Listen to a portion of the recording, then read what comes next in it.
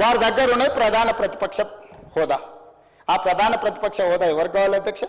అయితే హరీష్ రావు గారు కావాలి, లేకపోతే కేటీఆర్ కావాలి.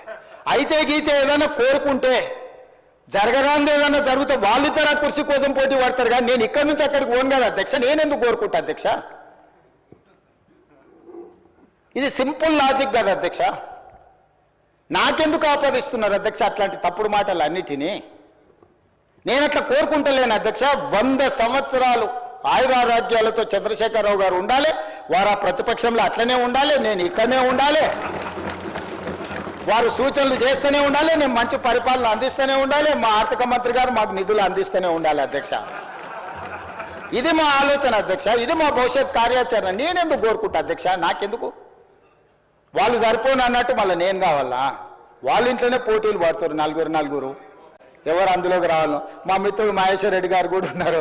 మంచి మనసు ఉంటే మాతో పాటు ఇక్కడ కూర్చుంటాడు, ఈ రోజు కాకపోతే రేపైనా. ఏమన్నది అధ్యక్ష, నాకు మంచి ఫ్రెండే, నేనేం కాదంటలేను అధ్యక్ష.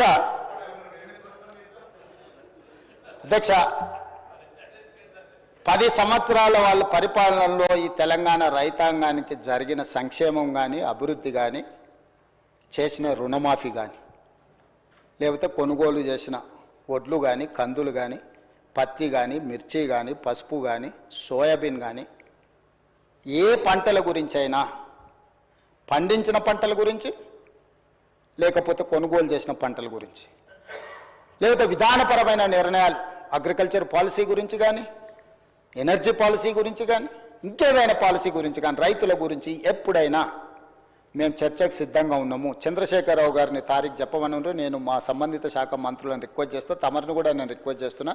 ప్రధాన ప్రతిపక్ష నాయకుడు గారు ఒకవేళ ఏదైనా సూచన చేస్తే any specific discussion on the subject మాకేం అభ్యంతరం లేదు అధ్యక్ష. నేను కూడా మిమ్మల్ని విజ్ఞప్తి చేస్తున్నా, రైతులకు సంబంధించిన దాని మీద వారు ఎప్పుడు అడిగినా మనం చర్చ చేద్దాం అధ్యక్ష.